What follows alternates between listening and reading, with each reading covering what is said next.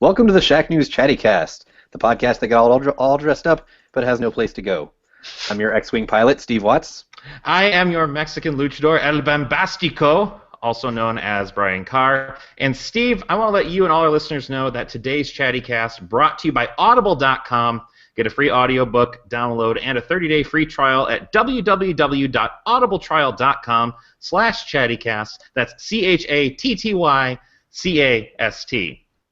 Thank you, Brian. Today's guest is the sole member of the short-lived Spartan Writers program, Phil Hornshaw. Phil is a regular contributor to Playboy and The Escapist and co-author of So You Created a Wormhole, The Time Traveler's Guide to Time Travel, and Space Hero's Guide to Glory. Welcome, Phil. Hey, how's it going? Good. Thanks for having me. Hi, Phil. You are a prolific freelancer and also a fellow Halo reviewer, and as that is our major subject this week, we wanted to have you on to talk about the Halos. But as you can see, if you are watching the video feed especially, we are all dressed like idiots. So go, if you don't watch the video team, go onto our YouTube channel and you can see some truly terrible ideas at play. Today's Terrible topic, or brilliant? or the best. Today's topic is, as I mentioned, Halo 5 Guardians launched this week. We're going to be talking about Halo as a whole, sort of a retrospective topic of, it being dethroned in the console shooter space, what that means for it, and what that means for other shooters. But first, we're going to talk about what we've been playing, and as is customary, Phil, as our guest, you can go first. What have you been playing lately? Oh, geez. Well, it's October, so I've been just buried in new releases. I've been kind of having a love affair with Guitar Hero, honestly. The new, you're talking about the new Guitar Hero Live, right? Indeed. I'm super digging it. It's totally like burrowed into my brainstem, just like it did back when I was in college. So hopefully Activision doesn't burn it into the ground like last time. I'm having a really good time. It almost feels like their model for, it's not DLC, but their Guitar Hero TV thing is like almost like they cuffed themselves to make sure they can't screw it up. Right? It's great. It's actually like, it feels like the version of Guitar Hero that it was always trying to be, right? Like it's just, you play Guitar Hero TV and it's like flipping on MTV and just playing whatever shows up. It's great. I kind of love it. You can just kind of chill out and play new stuff. It has a whole like microtransaction portion to it that I'm ignoring completely. So far so good. And it's like, that seems to lend itself to like parties and stuff, right? Like if you don't they have like a party pass where you're just like, I just want to play stuff just forever. Just let me just play stuff. Yep. I mean, I just did that the other night with some friends. We just had some drinks and chilled on the couch and played Guitar Hero for several hours. So it was a good time. How do you feel about the new frets? As somebody who always sucked at the old Guitar Hero, this new one looks very intimidating to me. I'm slowly getting my mind around it. When I played it back at Comic-Con for the first time, and this is after having like spent way too many hours playing the original Guitar Hero, so I kept like trying to reach for that third button with my pinky and just like smashing my hand up all weird. I'm slowly trying to get around that. I like it though. I think it feels a little more like pretend guitar playing than it used to. But still not quite the simminess of. Weren't there a couple that came out with like actual stringed guitars? Not Guitar Heroes, but other music games. There's a game called Rocksmith that it's just you plug in an actual guitar and it's basically like a lesson program, which is every time I've interacted with it seems really cool. I just don't have the patience to actually learn guitar, even though it's supposedly like the fastest way to do it. If you're looking for a way to learn guitar, you just need a guitar. So yeah, that's interesting. Yeah. Kind of always meant to like do that, but never did. What's interesting, Phil, is you were talking about this kind of as a form of imposter syndrome. Like that's explain on that a little bit, because that was like what kind of flipped the switch. I want to check this game out now. Yeah, I'm gonna try to pitch something about this. College boys.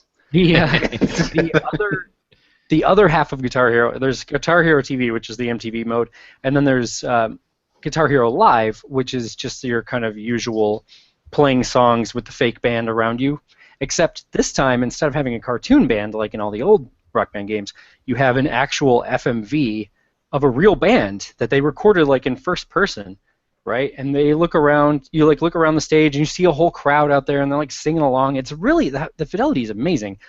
if you suck, they get mad. Like, they get real upset. and it's awesome because you like pick up the guitar, you're like thrown on stage, you're basically like just some hired guitarist, right?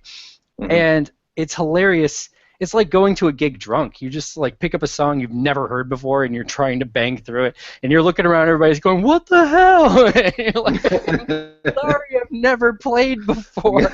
I don't know what I'm doing. Yeah, So you're like somebody's cousin that they like threw a bone. we saw and brought up we on saw a stage. preview Great. video where they were showing like some of the reaction shots and stuff, and at one point, like one of your bandmates like picked up a soda off the ground and like threw it at you. Yes, And I was like, I would part. love to see that happen in an actual rock show. Like, Yeah, dude, it's so cool because I mean it's hilarious because if you think about it like from their standpoint, you're like crushing their dreams. They're probably gonna you're ruining lose their career. record contracts and stuff. Yeah, you're just like some dude, and you're like, sorry, I don't know how to do it.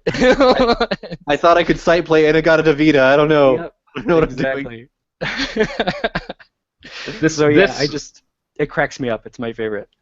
I want in on this now. I decided I want to play this game now. Yeah, who would have thought that like Rock Band and Guitar Hero like would both be coming back at the same time? And who would have thought that one of them would have just taken a recurring nightmare and made it into a game? I know. It's like the realest horror game I don't know you what can I'm play. doing, and everyone's mad at me. Yeah. I likened it to someone. Yeah, exactly. Is that dream where you're having a dream where you go to class and then you slowly realize you're back in school, obviously, which I'm not. But you slowly realize that you've missed every session and it's the final and you have no idea what's going to be on it. Yeah, and then at the end, like you've got no pants on. It's like Activision presents No Pants in the Classroom Simulator. Yep, it's phenomenal. It's just so. That's a very real fear. I should just point out. Right. And you feel bad. You definitely feel bad as all the people on stage are going, "What the hell? Why?" So yeah, I did You can't tell, but I am laughing and smiling through this mask. Yeah, it's hard to read his lips when we can only see one of them. But I did a preview event for Guitar Hero, and basically they said like this was obviously one of those like preview event talkie point type things that they do.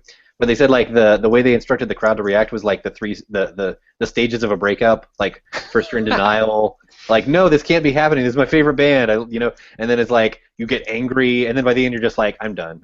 I'm fucking done. Like that's great. People get mad too. Like there's a couple songs where they'll pull dancers up on this, or like people from the crowd actually, up on the stage. And if you're doing well, they're having a great time, and if you're not, they are yelling in your face and just telling you how terrible you are. It's so goofy and amazing. It's funny how like G-rated it is though, because like no one's flicking you off. Like at one point there's a guy that runs up on stage, but he's not naked as he would be. Right. Like, it's like slightly toned down versions of the rock show experience. Yeah, and then there's they have like signs in the crowd, and sometimes if you're sucking, they're like you suck, or they're like please stop. And why would you bring a please stop sign? I don't know. Exactly. You gotta come prepared. Why did somebody's make that sign back there, and they're like, why would they come to our concert? Just they like flip it over just to be sure, like they can react. Right. So. I know another thing you've been playing that we've all been playing is Halo, and we're going to talk about that, but I want to get through anything else first. So has there been anything else sort of on your playlist lately? I really had a great time with Tales from the Borderlands. Just wrapped up last week. Our reviewer Ozzy has been talking Game of the Year contender for that, so I need to get it. Super good. I'm not as in love with the last episode as I was with the rest of the game, but it's all really, really strong. Super good and hilarious, and I'm not a Borderlands fan, so I was really like standoffish about the whole idea, even though I really like Telltale stuff. But you don't have to be a Borderlands fan to enjoy it. If you are, you will enjoy it more because it's got all these little callbacks and stuff. But it's just a well-made, funny game that I think uses the setting better than any of the Borderlands games do, actually. So I had a great time with it. In terms of tone, is it more comedic than? Yeah. Because like I'm used when I think Telltale, I think Walking Dead, and I'm like, oh god, right. Every episode like kills my heart. Yeah. No, it's I assume it's not like that. It's that, but like reversed. It's just hilarious. It's a lot of similar ideas, but it's a comedy all the way through, and with just great ideas, lots of good gags. Not everything lands, obviously, but the majority of the jokes are really strong. I thought it was hilarious, honestly. I will need to check that out sometime before our... Oh my god, I'm running out of time to check things out. I know, right? I need to check that out sometime before mid-December. Holy crap. Anyway. Before Fallout, preferably. Yeah. After Fallout. So, Brian, besides Yes, Halo, because as I mentioned, we're going to get to that, what have you been playing? Well, I've been playing a few different things. The ones I really want to call attention to, I dabbled a little bit more in Disney Infinity, as one does. I played some of the Toy Box Takeover, and I really think that's what the game should have been bundled with. You sound a little bit like a robot, which is Yeah. especially funny today because you're wearing a mask. It looks like witness protection is going on. But you can still hear what I'm saying, right? Yeah. Okay. But so yeah, I played a little bit of Toy Box Takeover, which is I think what should have been bundled in that box to begin with. That is really kind of the main selling thing for Disney Infinity. Like if I was trying to say, here is what makes this game cool, that's what I put them in front of. And why that wasn't the thing they bundled the game with, I'll never understand. Hopefully they, for 4.0 or whatever they end up calling the next one, they will actually just bundle the game with something like that. And then also a lot more Destiny. I don't really have anything to say about Destiny. I'm like level 249 or something like that. I'm there. I'm like almost within spitting distance. Getting those gears, yeah. Assuming I could spit in this thing. I don't think I can. Right. Have you done any of the Halloween events? Because that's actually something I was going to bring up. Is their Halloween stuff is like kind of pointless, but like cute also. Yeah. It's like, all right, that's kind of super cute fun. I have not done it. No. Yeah, get on it. You get one free mask. First taste is free. You get one free mask, and then after that, you have like a bag, like an empty bag that they give you. Right. And if you're wearing a Halloween mask, the enemies will drop different amounts of candy. And once you fill up the bag, you turn it in and you get another mask. Right. And there's like little quests with each mask, and they're like stupid things. Like one of them is like, fall off the tower with this mask on. Like, yeah. Yeah, they're all Destiny in-gags. I forgot that I had been playing a shitload of Destiny also. Yeah. Who isn't these days? Taken King really brought people back to that thing. Right. But yeah, like you may be playing other things, but you're always playing Destiny. Right, yeah. Exactly. I'm hoping the Halloween stuff actually amounts to something. I finished all the quests, and then it's like, yeah, you have a pile of masks now. Okay, see you later. Like even the quests that you do, even the quests just get you more masks, right? Yeah, and the masks expire for the most part. Yeah. Well, if you upgrade them to like the legendary status, they'll last forever. Yeah. But yeah, they do. They're going to run out at the end of the event, which I think is probably at the end of the week. I suspect though that if you finish the quests, something happens on actual Halloween. So I don't know. Maybe I'm wrong, but it seems like a lot. A switch waiting to flip or something. Yeah. Exactly. Knowing the way Bungie's been doing stuff with secrets lately, and the fact that there are 3 fairly involved quest lines that don't go anywhere right now just seems too involved to be the whole story to me. It'd be kind of lame if they didn't do anything with it. Right, exactly. I wonder if like the masks don't have any stats on them, so it kind of hurts you to wear them. Oh man, yeah. Anyway, but can you do the I'm not as experienced in Destiny as you two, I think, but can you do the thing where you merge gear, where you're like, I want this mask, which counts as a helmet, to have the stats of this exotic mask, so that I can actually wear it around? That would be cool, but no, they're basically big goose eggs on your stats. Like they don't carry anything. I actually go around as the to use them. I've got the who is it called, the guy who decodes things. Yeah, the Cryptarch. Yeah, I've got the Cryptarch mask, and I'm just doing the Carlton with the Cryptarch mask on all the time. It's the best. Yesterday there were 2 people that I had to go to tend to a baby for a second, and I think my teammates got mad at me. And so when I came back, they were just like shooting at me, I guess, nice. To show their disapproval. And I'm just in there in my Cryptarch mask doing the Carlton. That was my way of being like, you get me mad, but I don't give a fuck. Oh man, speaking of which, I hope the next dance they add is like Marty McFly doing the moonwalk, so that you can shoot at him. So yeah, they added Thriller. that thing's more silver points or whatever than any dance. I think it's The Thriller? 700, which is what, like $7? Well, shouldn't it be? Much Like, more involved. Yeah, Much I more- mean it is more involved, but holy crap, it's $7 I for bought a it. dance. I bought it immediately. I didn't think twice. I think I might have to put Halo aside and jump in on this. Yeah, right. They put the Carlton in. I was like, oh man, now they just need Thriller, and everybody will be happy. And then of course, Of course, the the very first next opportunity, Halloween. Mhm. So yeah, Destiny, as always, keeps us all busy. We are going to talk about Halo 5. We're going to talk about Halo as our big topic, but first let's just talk a little bit about our time playing it. And I want to start with an observation that you made earlier, Brian. You said this doesn't feel like Halo, and I said, wait, It doesn't. save it for the show. So expand on that. Well, What you do tell me what to did you save mean it a doesn't feel lot, like but yeah. So this feels a lot like, and this kind of is what spurred my my interest in the topic this week. This feels a lot like they made a Halo game that borrows significantly from other modern shooters, right? Halo kind of revitalized. I'm gonna have to take this off for a second. Okay. Halo kind of revitalizes the shooter genre on consoles, right? And that in turn means that other games are going to come around and kind of like borrow what Halo did. Now, of course, eventually something's going to come along and do something different, which is what Call of Duty did. Everybody rips off Call of Duty. Now, Halo's in kind of that weird position that any sort of like long-running influential thing in media gets to be in, where you're now essentially trying to, in order to compete, change fundamental aspects of what you are in order to do so. Okay, like, you know, another example, when The Simpsons started getting competition from Family Guy and South Park, they started getting a lot more of that style of humor in the show.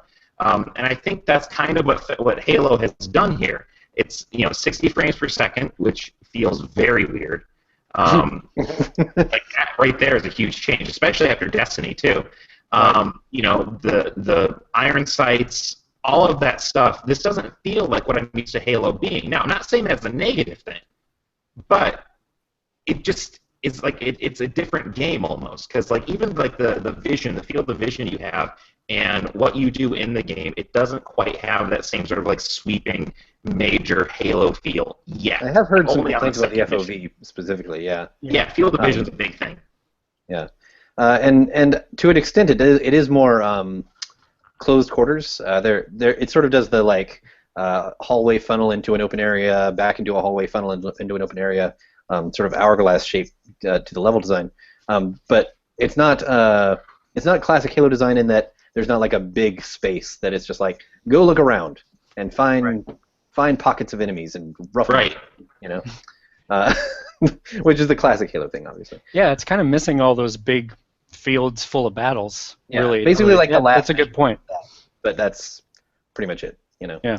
And I mean, I don't think you're wrong. I think they are, you know, aping certain moves from other shooters, and you're talking primarily about Call of Duty, I think, basically. And I kind of wonder how much of that is Call of Duty versus how much of it is we want to be an esport. And Call of Duty has I think that's fair. done the esport thing better than we're doing right now, kind of thing. You know, it's interesting. I played Halo 4. I had never played it, so I played it, you know, the week before Halo 5 launched, or 2 weeks before.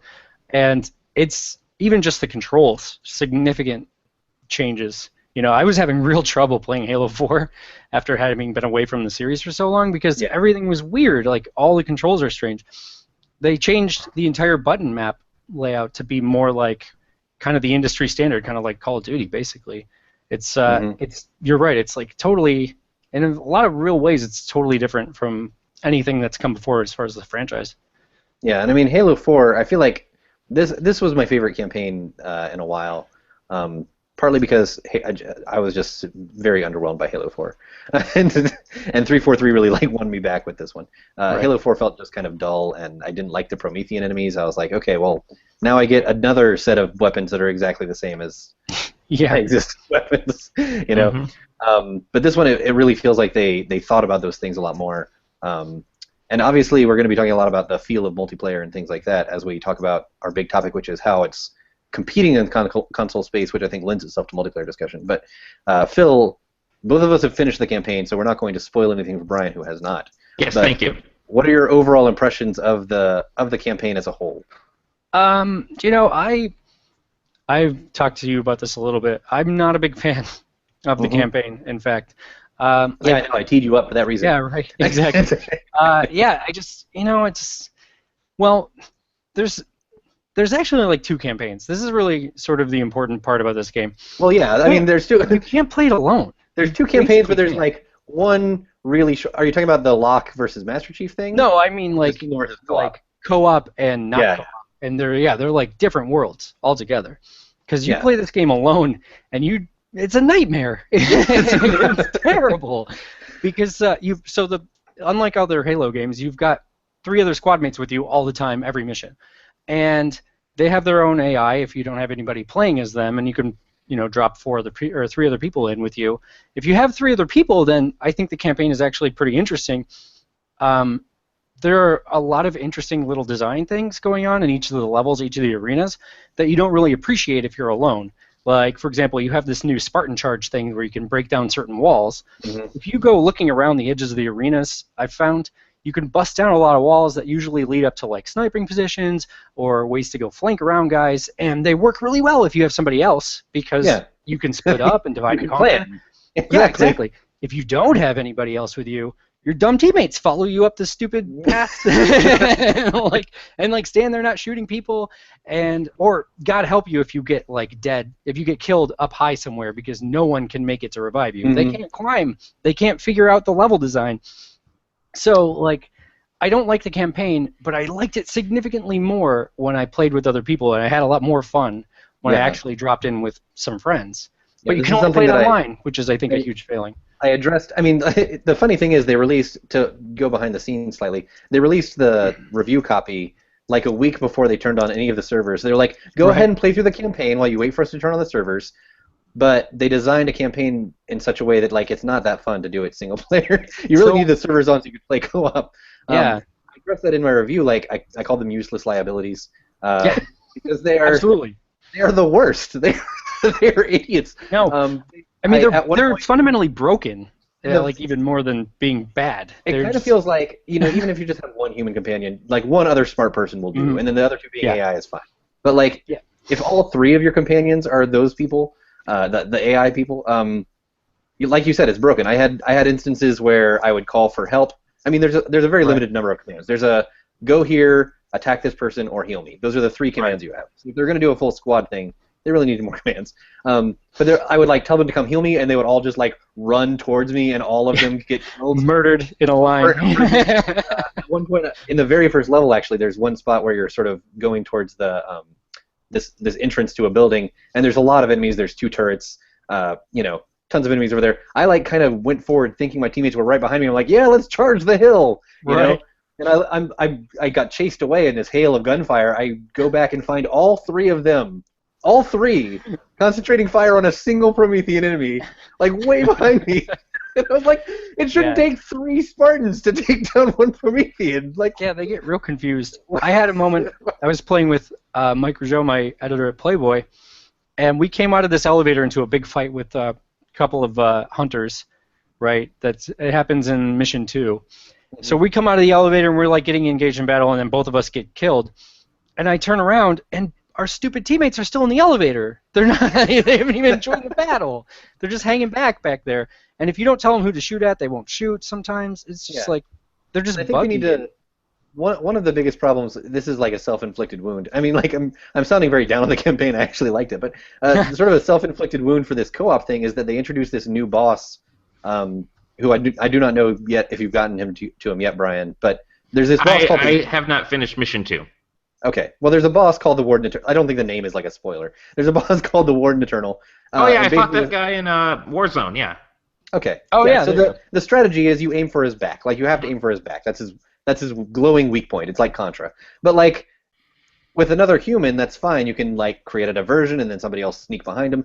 With your AI teammates, you can't do that. And it makes no sense how they introduced AI teammates that are severely under-equipped to deal with this boss fight that they make you do like 5 times. Yeah, Like, right. And you do it's it. Yeah, you do insane. it 5 times, and they keep adding more wardens because he's like a robot guy. Yeah. They're like, yeah, sometimes you have to fight 3 of them, and you're like, how am I supposed to do this? You basically just got to find a way to cheese it. I had to do that on heroic. I was just like, I'm just gonna chill out here where he can't hit me, and like he can keep swinging his sword, and I'll just like shoot him in the face. Oh, that's the other thing. He has like a 1-hit melee kill, which is like that's no fun. Oh, yeah, and a 1-hit snipe kill. So Yeah, it's baffling how they didn't think that through. I don't know if they just all their playtesting was done with co-op or something. yeah, it's like 2007 AI squad AI. It's weird. It's like really weird. It is very bizarre. But besides that, I actually really liked the campaign. I think we differ on this, Phil, and that's fine. I'm not gonna turn this into like I don't know, some talk show where we yell at each other. I demand you fight. I was trying to think of an example of a talk show where we yell at each other, but I blanked because I don't watch those. Yeah. But yeah, I actually liked the campaign. I thought it's much more lock weighted. I think we can say that fairly. Yeah. Like Absolutely. very few missions. I think that narratively, as a Halo fan, I was like, I want to play as Master Chief. But narratively, I think it worked to sort of increase the tension of not exactly knowing what's going through Master Chief's head. And the way that culminates in the ending, which I'm not going to spoil, I really enjoyed. So that was basically my enjoyment of the story. And I think that the campaign is really well designed when it works. It's just the AI companions are idiots. Provided you have friends, it's pretty fun. You just blast. Like that. I mean, that's what I said. Like if you have the opportunity, like always play with humans. Just always do that, because it's just a much better experience that way. So that sounds like our thoughts on the campaign. I think we can move on into talking about our big topic, which is more talk about Halo, but from a slightly different angle. Halo 5 Guardians is enjoying critical praise across the board and marking a clear return to form for the series now that 343 has taken the helm. Obviously, this is my bias. However, it's facing much stiffer competition in the console shooter space than ever before. At this point, it's no longer the undisputed king of the mountain. This week, we're talking about Halo 5 Guardians and the Halo legacy in a console shooter environment that it helped to build. Is it still a leader, or has it fallen into the status of a follower?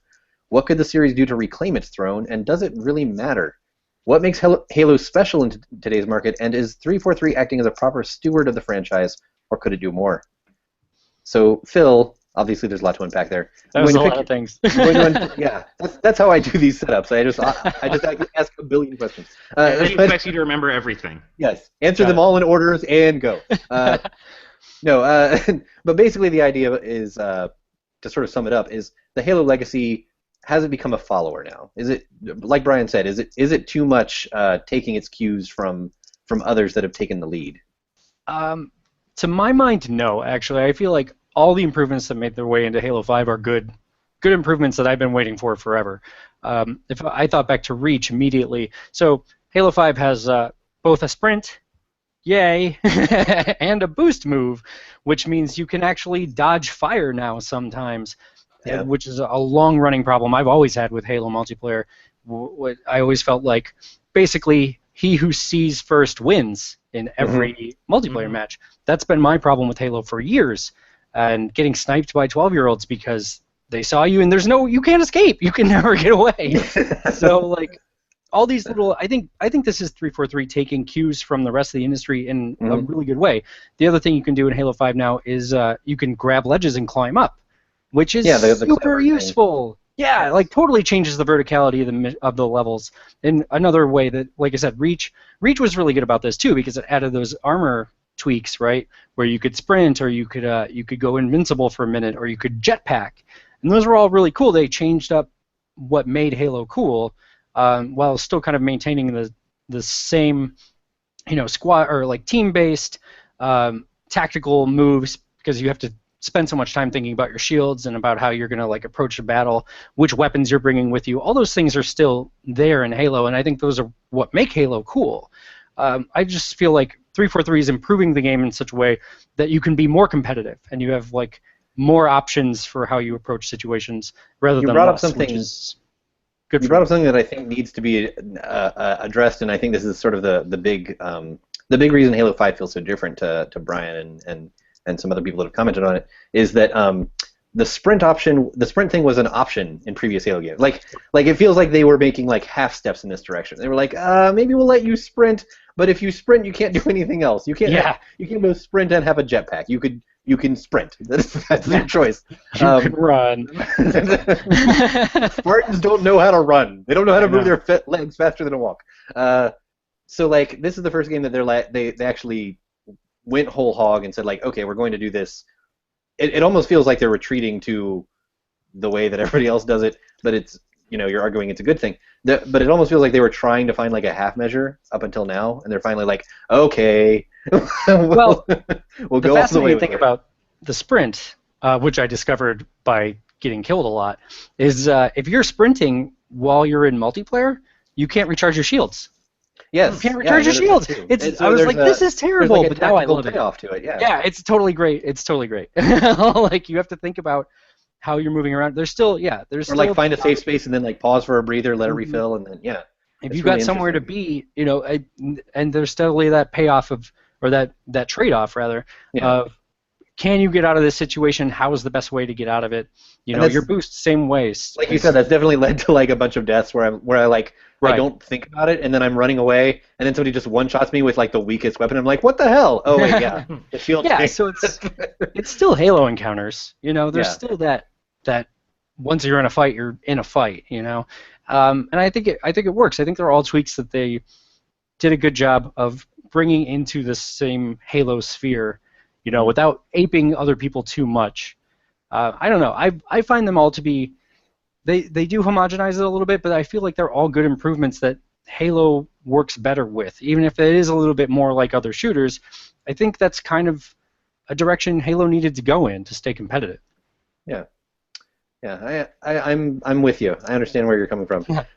Brian, have you played? How much multiplayer have you played? I played a few rounds. Deep in. And I know you said you weren't. I'm framing this incorrectly. I'm framing it as like Brian thinks it's a horrible thing, but when you're not. But what are your thoughts? Let's think about the potential negatives of this. Like it seems like we're agreeing that like this is not necessarily a bad thing or possibly a good thing.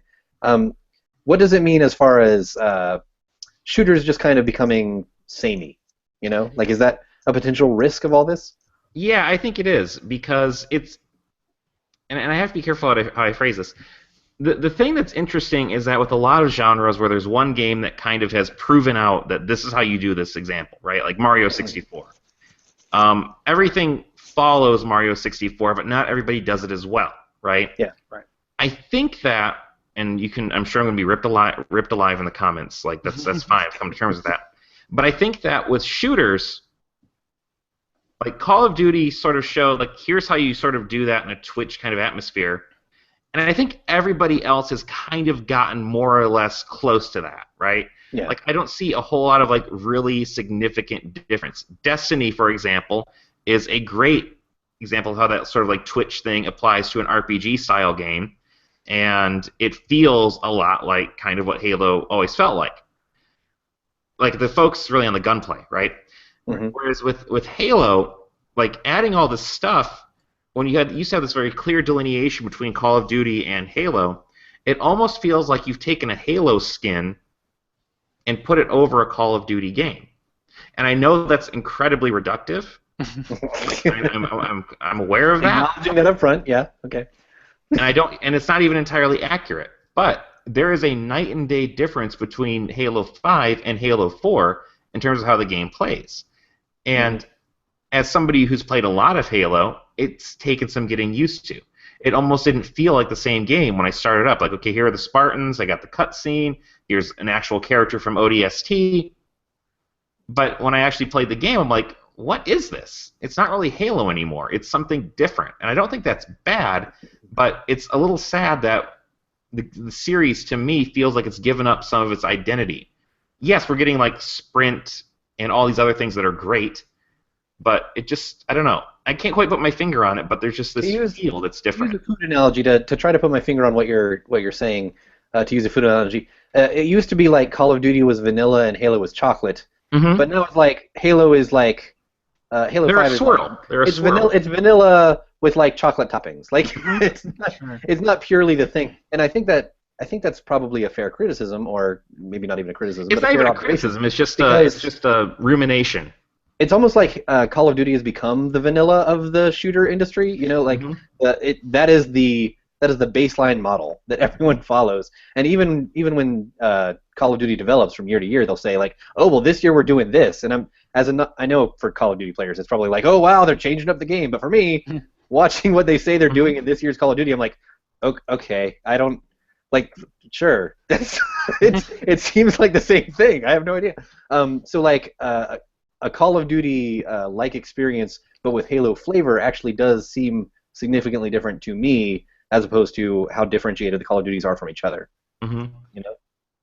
Yeah, I mean, as you were speaking, Brian, like I kind of felt like, I mean, shooters are different, but how different are they really a lot of the time? And even thinking about Call of Duty, you've got Black Ops 3 coming out, which feels a whole lot like Titanfall, and Titanfall felt a whole lot like Call of Duty by way of Halo with the jumping and the jetpacks. So, like, you know, I don't know, everybody kind of, there's a lot of cribbing going on from all over the place, I think, which isn't to, you know, detract from your point at all, because it's just, I don't know, I feel like we're getting to the point where there's not really a vanilla at the same time as there maybe is. It sounds like we're in agreement that Halo, this does mark Halo sort of becoming a follower.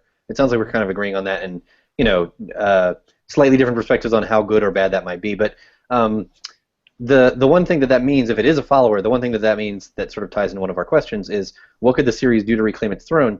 And it can't if it's just a follower. Like you're never going to be, you know, the king of the mountain, being something that's like the king of the mountain. That's never going to happen. And it also sorry, go ahead. No, you go ahead. I said it also begs the question of, you know, if that's, you know, even possible or even likely or even, you know, necessary, right? Yeah, I mean, do they have to be? Because Halo is still kind of its own thing. It's doing just fine. Halo 5 is going to do well. Like, there's no question about that. And people who like that are going to play that, and people who like Call of Duty are going to play Call of Duty, right?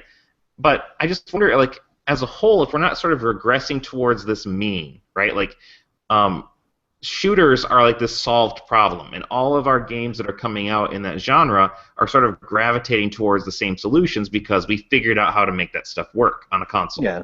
Okay, well, like on the it's PC, they're doing variations on a different theme stuff at this of point. course. You know, like Evolve is Call of Duty-like in some ways, but it's maybe that's a terrible example because Evolve bombed. But like they were trying to do something different. You know what I mean? Like if we have this thing that's like a solved game, so to speak, right?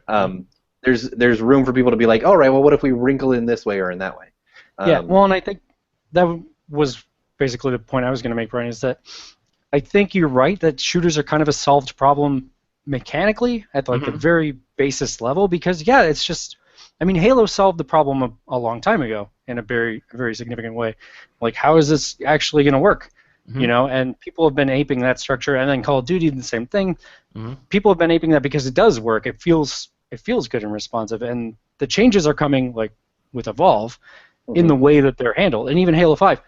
I keep wanting to bring up Warzone. We haven't gotten there yet, but Warzone. Yeah, I've got a question. That if we're gonna talk about Halo reclaiming some mantle, I think that's the way it's going to be, is in finding new ways to apply this set of kind of figured out. Yeah, I mean, let's get into it. Let's talk Warzone, because Warzone is awesome and I love it. It is. It's pretty cool. The new mode, for people who don't know, it's MOBA inspired, which is the hot thing now. Yeah. Basically, it's like a control point match on a very large scale with random boss encounters thrown in. That's the best like short description I can do of it. It kind of defies explanation in certain ways, but it's not like anything that Call of Duty has done. It's not like anything that I think just about anybody has done. You've got creeps, you've got the Marines as the creeps and things like that, and that is the sort of thing that they can stretch out and exercise a little more creativity, which I think is a much better step than what they did last year with Spartan Ops, which was basically just like the Call of Duty Ops mode. Yeah, exactly. They're actually like finding like we were saying, a new wrinkle, a new direction to sort of go within this context. And it feels like a very Halo wrinkle too, right? Warzone. The greatest thing about Warzone is that it's literally all the Halo crap crammed into one thing. You've got the whole REQ. rec mode. We were trying to avoid saying rec earlier. You get the whole rec system where you get these cards, sort of like Titanfall's burn cards, but not quite. But you can, as you progress through a match and your team does better and you do better, you can requisition better guns. Like you can call a Needler in, you can call in a Warthog, and it's like all the stuff that makes Halo is all here in one big giant hodgepodge. And there are other people. It's like a sandbox shooter almost. It's so crazy. It's great. It's a really good way to utilize all that stuff that we've built up over this whole series. The funny thing tactically about the rec mode is that like your points are shared.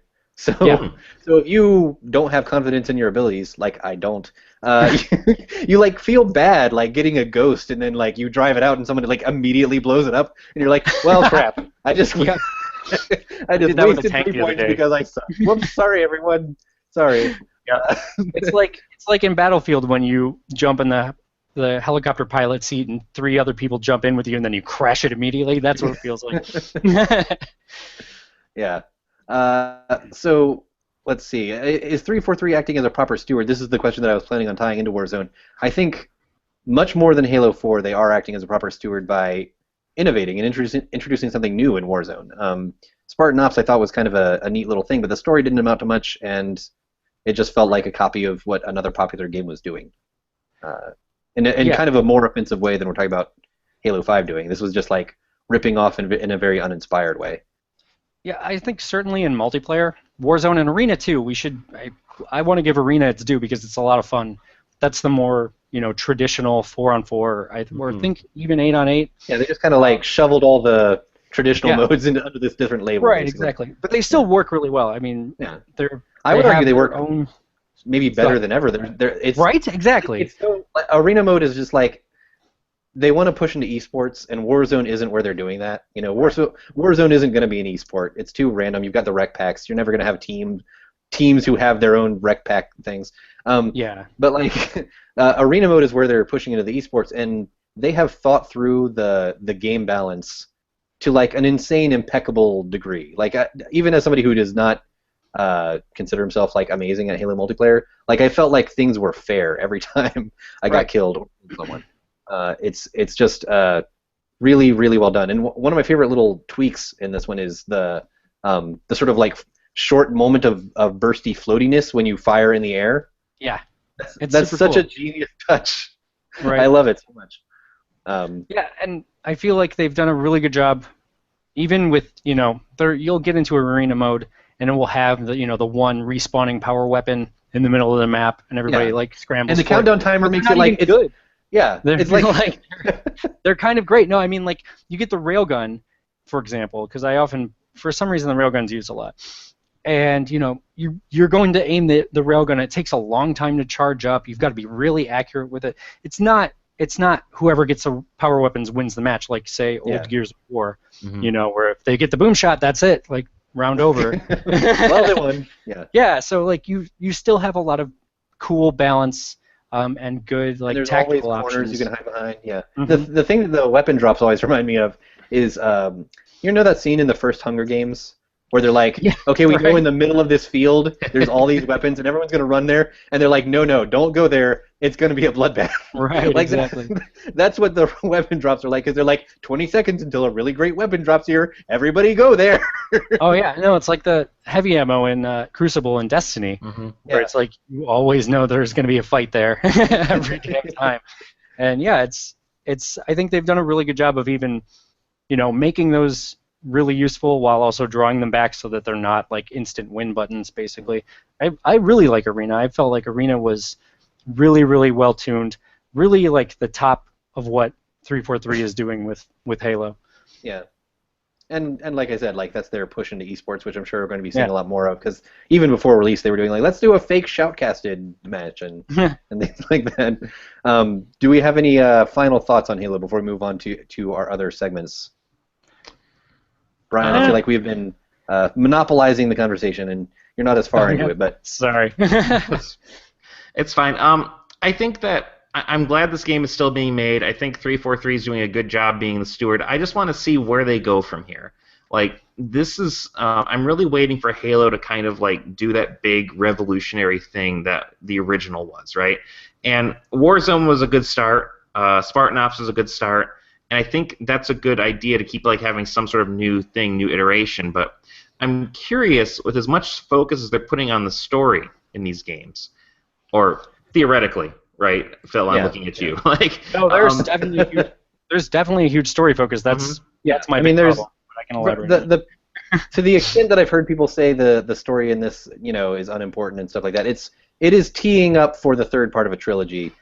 But things are significantly different by the end. Yeah, there are big things that happen. So. And what I would like to see is more of that story stuff really impact the gameplay. Like, I would like what you do in the game itself to be related to, or impact, or influence, or be influenced by what's happening in the story.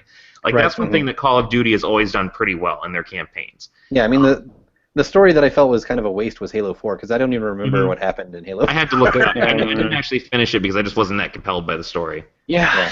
Right.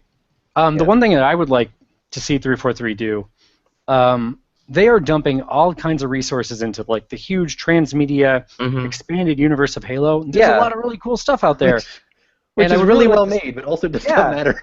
Right? Like some of it, well, I mean, it does. That's the thing. It does matter. That's the screwy part, right? Because like I played Halo 5, and there are a bunch of things that I was like, whoa, I only barely remember what the deal is with Halsey, and why is she with these guys, and what's going on over here, and like who is this Covenant dude, and why are they at war with the Arbiter and stuff? And this is all stuff I should have read in novels apparently, and stuff like that.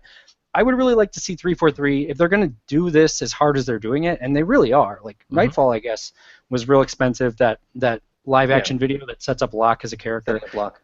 Yeah, which is cool. I like Nightfall. I'd really like to see them branch out, not just in like side stories that they don't loop back well into the games. I'd like to see them branch those out into games. You know, I'd really like to see a political thriller where you've got human diplomats trying to deal with the Covenant guys who they have to live with now and stuff like that. Like, there's a lot of really cool stuff in this universe. So let's use it. Let's not just kind of like half-ass ways than just into scripts. Is that what Yeah, exactly. I mean, that's kind of my default standpoint. I mean, speaking of the transmedia experience, it was kind of frustrating for me as a player. Before Halo came out, Brian mentioned the Hunt the Truth podcast, and I was like, oh, that's cool. And I started listening to it, and I really got into it, and I was like, oh, man, I'm reviewing Halo. I get to see how all this stuff ties in. And then I was like, oh, it doesn't. It doesn't. It doesn't like at all.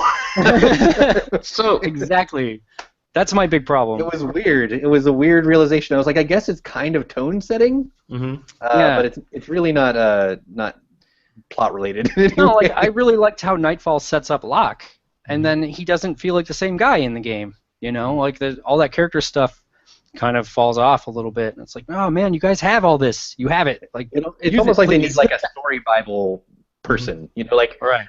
Yeah, like maybe that's the issue. I don't know. Like maybe some better curation going on and like better ties together and stuff. Yeah, like I remember when they were talking about Halo as being like the contemporary Star Wars and stuff like that, and I think that's like, no, you guys need a clearer story.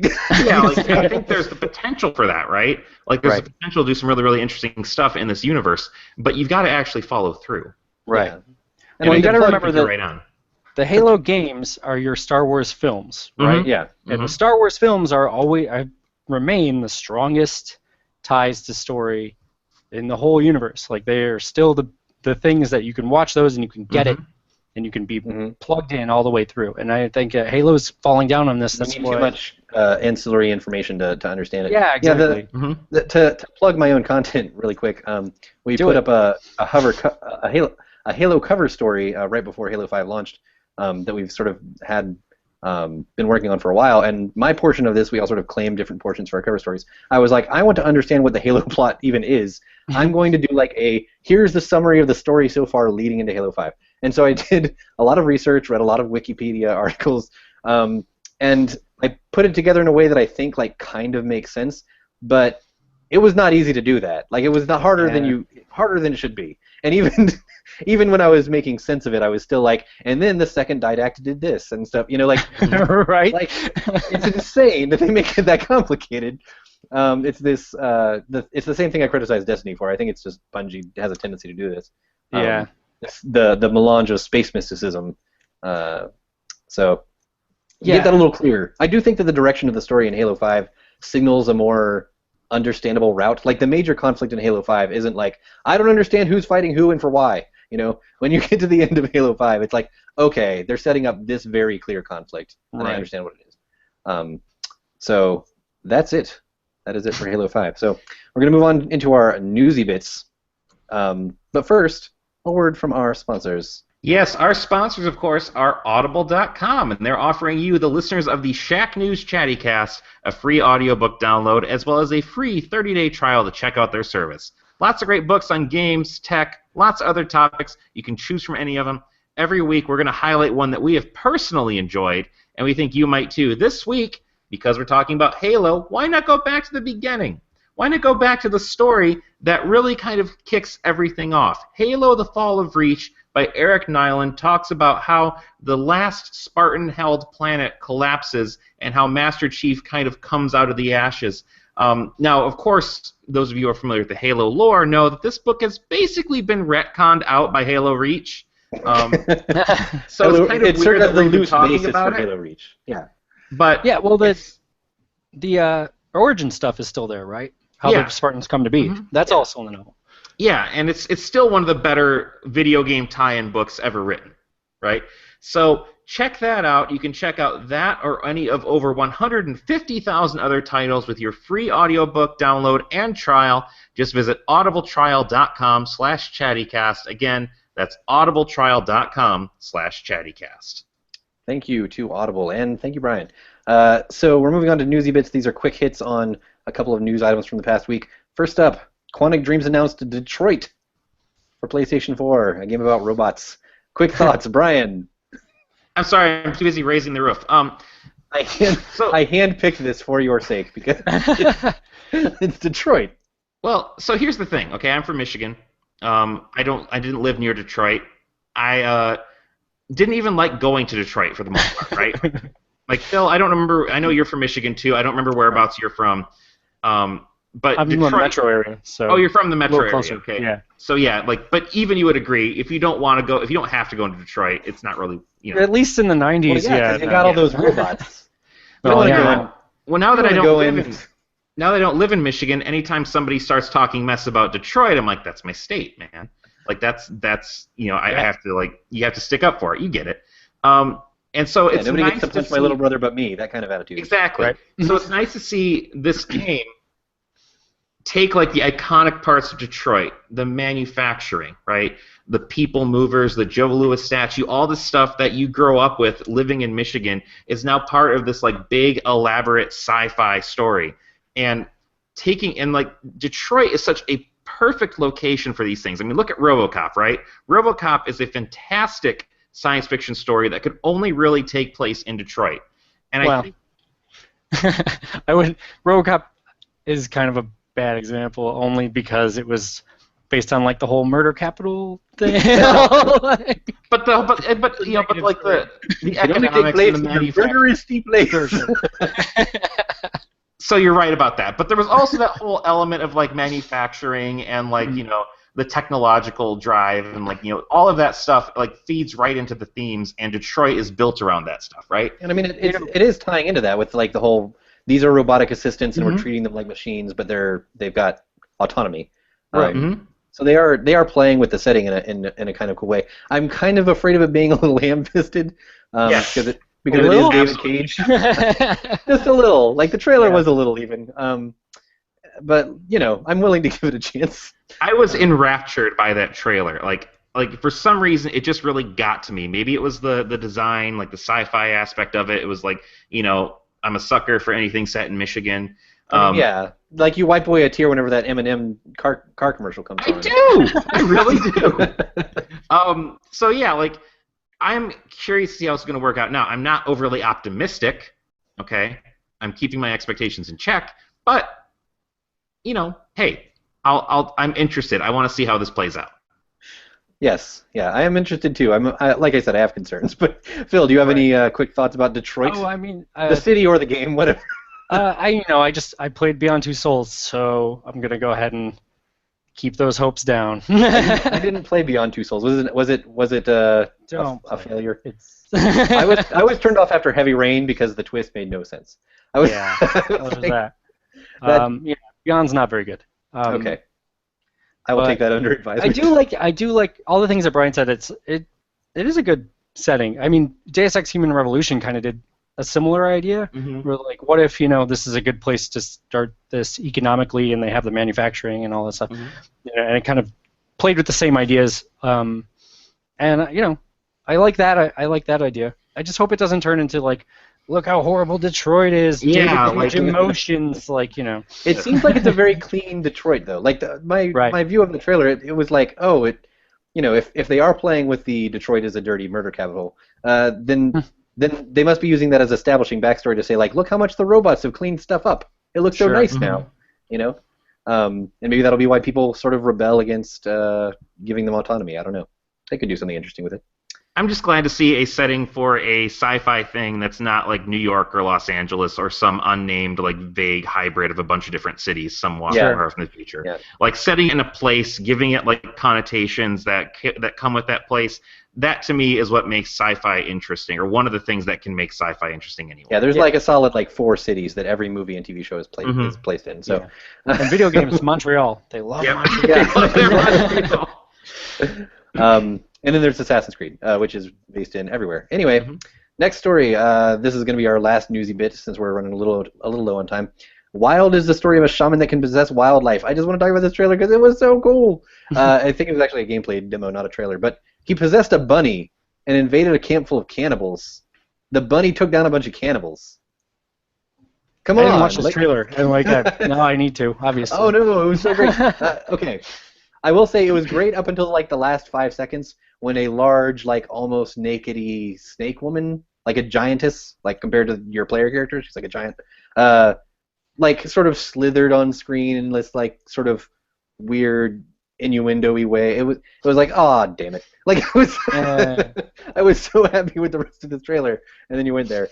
But basically, they see this camp full of cannibal monsters or whatever, and he's like, okay, let's invade this camp. Let's find an animal to possess, and he possesses a rabbit, which just kind of runs in there. And at one point, the rabbit gets in the water and is like swimming with his little feet. It's the cutest thing.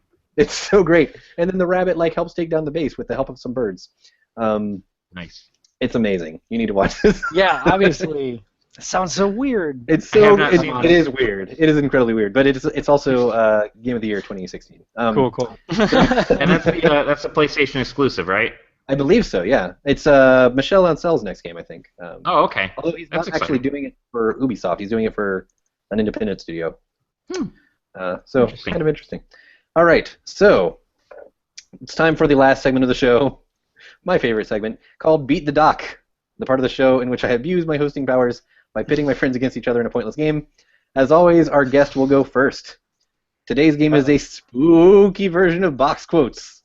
So I'm going to read a quote from the back of a game box or a digital game description, and you guess which game I am quoting. Since it is Hallows Eve, all of these are horror games. And since sequels abound in horror games, just getting the series will count. You don't have to be like, it's this 2 or 3 or whatever. Okay. So, what if we do? If you do, bonus points? Let me see. There are no sequels on this list, so that won't even come up. Oh, okay. Anyway. All right, Phil. A suspicious suicide, a chilling curse, a malevolent power. This is Derketo? I don't know if I'm pronouncing that right. Legendary Louisiana Mansion. Is that, I can't think of the name right now. 11th Guest? No, it is not 11th Guest. I'm sorry. It is Alone in the Dark, the original Alone in the Dark. Oh, yeah, that's right. I even tried to play that not long ago. I don't even know. Derketo. All right, Brian. Is it real, or only in your head? Prepare for an epic psychological thriller where nothing is as it seems. That would be Eternal Darkness, Sanity's Requiem. Oh my goodness, yeah. Nice work. You are correct. That is Eternal Darkness. You got the full title. All right, Phil. You're dead scared. Face your fear. You arrive at the isolated mansion, underpowered and on the run. Arm yourself with anything you can find. Search for hidden rounds to stay alive. Resident Evil? Resident Evil, yes. It is tied 1-1. Brian, you have a chance to take the lead. Every town has secrets. Some are just darker than others. Silent Hill. Oh my goodness, you guys are killing it. All These right. are easy. As soon as you said town, it's like, what other game could it be? Right? Yeah. All right, this is going to be a tiebreaker. I'll just treat it for fun. Phil, I'll present it to you since you're coming from behind. You're on your own. No one to come for you. No one to help for you. No one to hear you scream. Is that Alien Isolation? No, that is. No? Although that's a good guess. That should have been Alien Isolation. That makes more sense for Alien Isolation than the actual game. It's Slender: The Arrival. Oh yeah. So Well done, Brian. These are hard to me because I don't really play horror games. Anyway, so Brian comes away the winner. The Doc has won. He usually either ties or loses, so we got to give him one. I played all these games too. I'm the failure for sure. You were a worthy foe. All right, so that is the show. Mask. You can't handle the mask. Please. Yep, it was all the mask. It was intimidation. You got in your head. So please go on to iTunes, give us a review. It helps others find the show. Phil, before we leave, do you have anything to plug? I don't know. Check out playboy.com/gaming because that's where I do most of my work. It's safe for work. You can read stuff there. People don't realize that, I think. Yeah. Well, exactly. I've heard some grousing that it's difficult to get people to read your articles. Right. It is. I like to read at work, and they're like, I can't click on Playboy. Whenever Phil tweets out something like, I want to read this, but I have to wait till I get home. Yeah, exactly. No, but the whole website is safe for work. So, and the gaming stuff is really cool. We're doing it's like general audience, general interest kind of stuff. It's a little less gamer focused, which I think allows us to do some interesting takes on games that you might not get in other places. So yeah, that's where most of my stuff is. So I guess. And it's Playboy, so it's allowed to have sort of an expansive view instead of just kind of focusing squarely on games. And That's don't you have a podcast too, Phil? Oh yeah, I forgot about that. Yeah. And you're an author. You have so many things. I know. plugging. I'm the worst. So yeah, my co-writer Nick Hurwitz and I host a time travel podcast called Paradox Podcast. You can find it on iTunes. Basically, the gist is we watch time travel movies and then we break down the time travel therein. So if you like watching a thing and enjoying it, and then having somebody science their way through it and make it not fun anymore, totally check it out.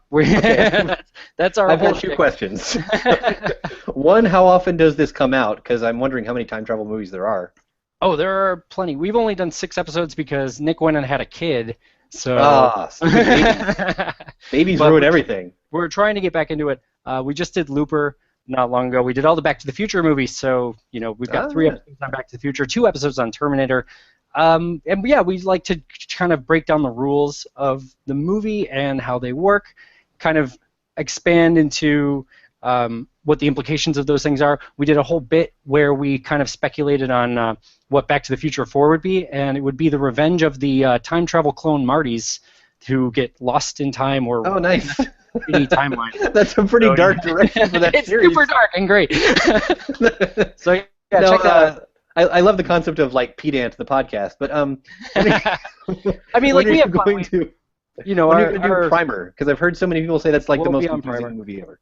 Yeah, we mean to do Primer. Yeah, exactly. That's kind of what we're trying to do is like break it out, and like we ran down all the Terminator timelines and stuff like that. Kind of explain it and do all the thinking on it to kind of work it all out.